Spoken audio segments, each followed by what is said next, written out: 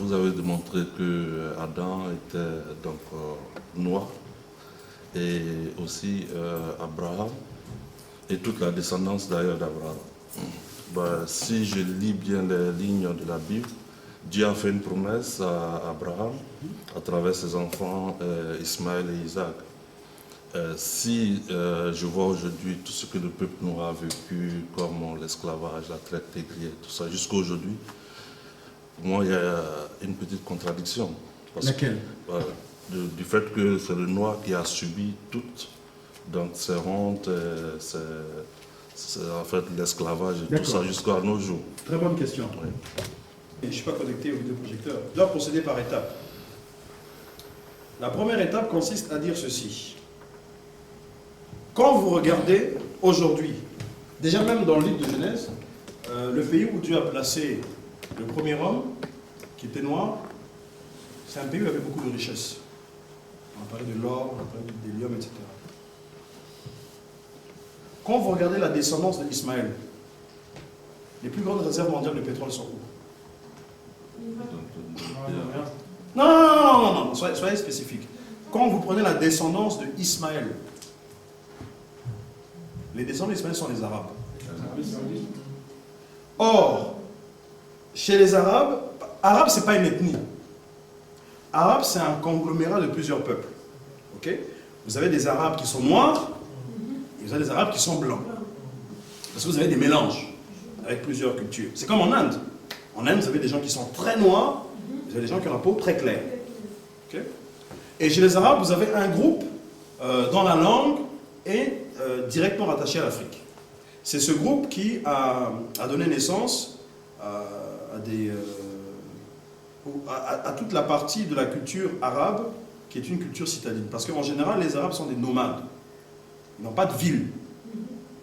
Et ceux qui ont été citadins, ce sont ceux qui avaient des racines africaines. Lorsqu'on parle par exemple du plus grand poète de la littérature arabe pré-islamique, donc avant Mohammed, vous avez Antar, le lion. Antar, c'est un noir. Ok? Mais c'est un arabe. D'accord? Donc, aujourd'hui, quand vous regardez la descendance d'Ismaël, clairement, les plus grandes richesses mondiales, les plus grandes réserves mondiales de pétrole sont entre leurs descendants. Donc, c'est une bénédiction. Donc, Dieu ne se contredit pas. Les plus grandes réserves, les plus grandes ressources, je vais vous montrer. Oh, je ne vais pas jeter ça ici. Les plus grandes. Je vais vous donner exactement la liste. Je vais vous donner la liste, ça va être plus simple. Je vais vous donner la liste. Voilà. 80% des ressources en minerais requises par les États-Unis, qui est la première puissance mondiale. 80% des ressources en minerais requises par les États-Unis sont en Afrique. 18% des besoins en pétrole des USA sont satisfaits par l'Afrique. Pour l'instant, ce chiffre a déjà augmenté, parce que ça, c'est des chiffres qui datent d'il y a 2 ans. 90% du cobalt de la planète se trouve en Afrique. Les téléphones portables, pouf, dépendent de ça. 90% des ressources mondiales en platine sont en Afrique. 40% des réserves mondiales d'or sont en Afrique. 98% des réserves mondiales de chrome sont en Afrique. 64% des réserves mondiales de manganèse sont en Afrique. Un tiers des réserves mondiales en uranium sont en Afrique. Maintenant, imaginez un peu que vous êtes Dieu et que vous voulez maudire quelqu'un. Vous lui donnez le diamant, vous lui donnez le pétrole, vous lui donnez le manganèse. Mais il est toujours... Non, je n'ai pas terminé la démonstration. Ok? Donc, si Dieu a béni la terre africaine, c'est pour les Africains. Ok? C'est parce qu'il aime les Africains. Mais maintenant, la question qu'on doit se poser, c'est que pourquoi les Africains n'arrivent pas à profiter, à jouir et à manager eux-mêmes leur richesse? Sinon, au niveau de Dieu, il n'y a aucun problème. Ok? Au niveau de Dieu, Dieu n'a pas de problème avec les Africains. Mais par contre, les Africains ont un problème avec Dieu.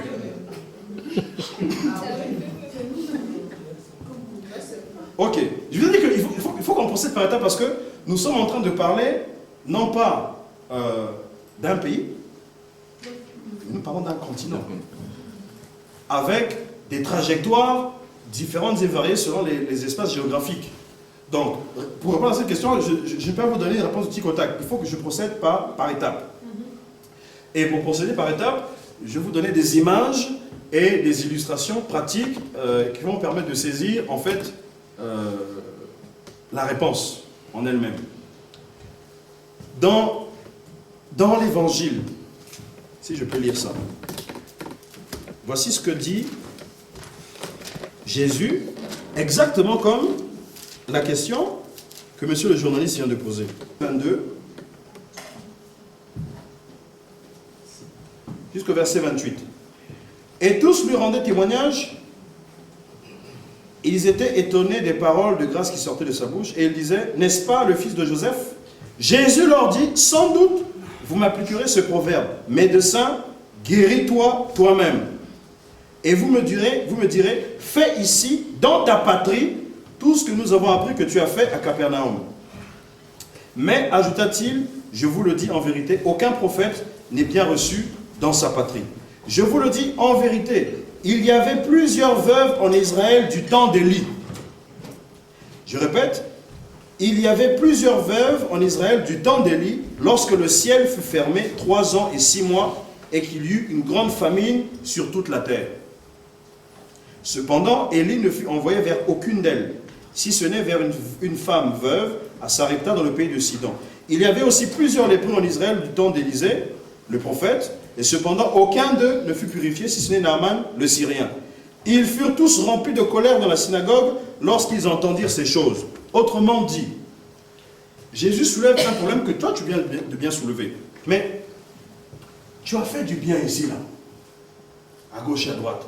Mais dans ta patrie, parce que là il est à Nazareth, il est en Galilée. Il dit, mais dans ta patrie, pourquoi on ne voit pas tout ça? Dieu nous a fait des promesses. Dieu nous a témoigné qu'il nous aime. Mais pourquoi Dieu nous a laissé souffrir comme ça? Maintenant, Jésus ramène ces hommes de la synagogue à leur histoire. Il dit, mais souvenez-vous, à l'époque du prophète Élie, est-ce qu'il n'y avait pas de veuves en Israël? Ils ont dit, oui. Mais cependant, aucune d'entre elles n'a été visitée par Dieu. La veuve, c'est vraiment le citoyen précaire par excellence. Sachant que les femmes avaient un statut très très subalterne par rapport à l'homme de la société traditionnelle juive de l'époque, donc qui était dans une situation de dépendance vis-à-vis de l'homme, du mari. Maintenant, imaginez une femme qui est veuve, donc il n'y a plus personne. Regardez même chez nous, avec l'histoire d'héritage. Vous êtes marié, vous avez des enfants, votre mari meurt, la famille vient, l'arrache tout. Et on vous laisse dehors. Donc c'était des femmes, c'était des citoyennes vraiment de seconde zone, des citoyennes qui étaient dans la précarité. Et la Bible nous dit que pendant la période de la grande famine qui a duré 3 ans et 6 mois, il y avait des femmes qui souffraient. Pourtant Dieu, c'est le Dieu des veuves et des orphelins. Il y avait des veuves, mais aucune veuve n'a eu le soutien de Dieu. Aucune veuve n'a bénéficié du secours de Dieu. Mais il y a une veuve qui a bénéficié d'un secours. La veuve de Sarepta. Et la Bible précise où? La Bible précise où? Sarepta, dans le territoire de Sidon. Sidon, c'est un descendant de Canaan. Canaan, c'est un descendant de... Pourquoi est-ce que Dieu n'est pas allé visiter les Noirs qui souffraient là, mais il est parti visiter une seule femme noire à des kilomètres qui ne faisait pas partie du peuple de Dieu, qui ne faisait pas partie d'Israël, de ceux qui avaient une alliance avec Dieu. Parce qu'à Sarepta, les gens n'avaient pas d'alliance avec Abraham. Mais en Israël, les gens avaient alliance avec Abraham, enfin à partir d'Abraham.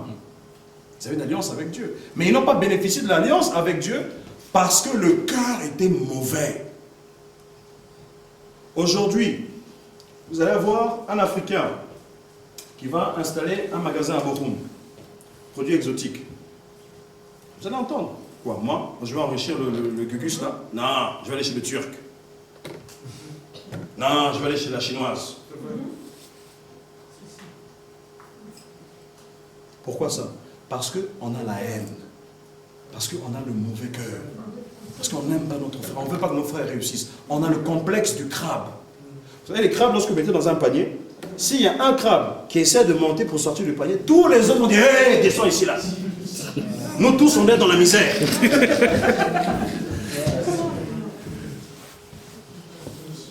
Bon, je n'ai pas le temps pour vous expliquer comment ce processus s'est effectué dans notre culture. On avait commencé à discuter un peu tout à l'heure pendant la pause. Donc c'est un problème très complexe, mais qui s'explique très simplement, sociologiquement et historiquement. Et le texte poursuit en disant, du temps du prophète Élisée, il y avait plusieurs lépreux en Israël. Les lépreux, ce sont les gens qui sont mis sur le banc de la société. Les lépreux étaient considérés comme des gens impurs, des gens qu'on ne pouvait pas fréquenter, des gens qui n'avaient pas de droit. Et ces lépreux-là, ils vivaient pendant la situation de la famine.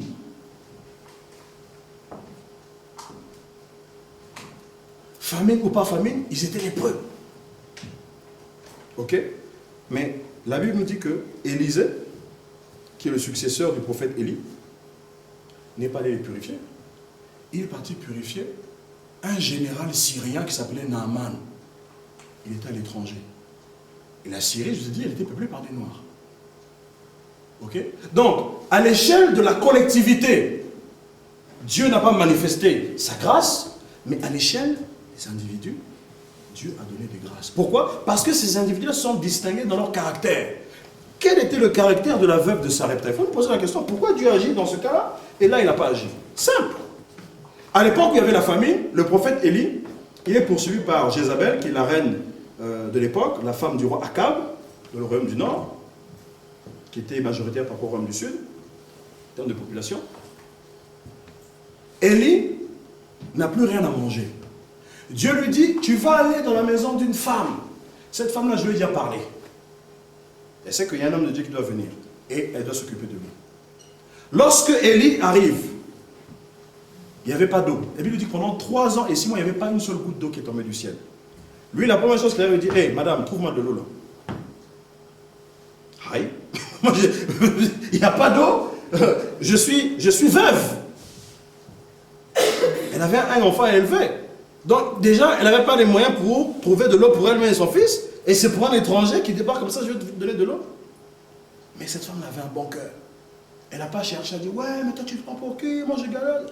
Elle a tout fait. Elle est partie chercher de l'eau. L'hospitalité. Elle a donné au monsieur. Après elle dit, madame, fais-moi à manger là, fais-moi un gâteau là. Elle dit, ah papa, j'ai juste une poignée de farine. La quantité d'une farine qu'on peut mettre dans une main. Je vais préparer ça, je vais faire cuire ça, je vais manger ça avec mon fils et après on va mourir. C'est-à-dire qu'on n'a plus rien.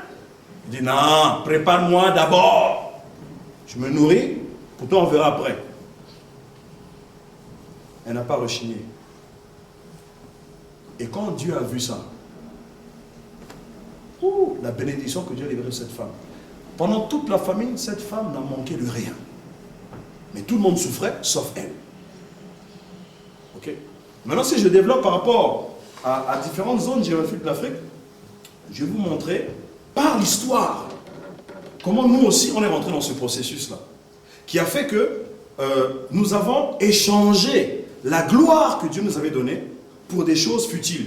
C'est la même chose qui s'est passé avec Israël. La Bible dit qu'ils ont échangé la Shekinah de Dieu, la gloire de Dieu, contre un bœuf qui broute de l'herbe. Ils se sont mis à adorer un veau d'or. Alors que Dieu venait de les délivrer de manière miraculeuse de l'esclavage.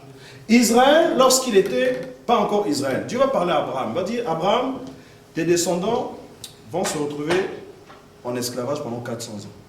Mais je vais les faire sortir de l'esclavage. Et ils auront beaucoup de richesses.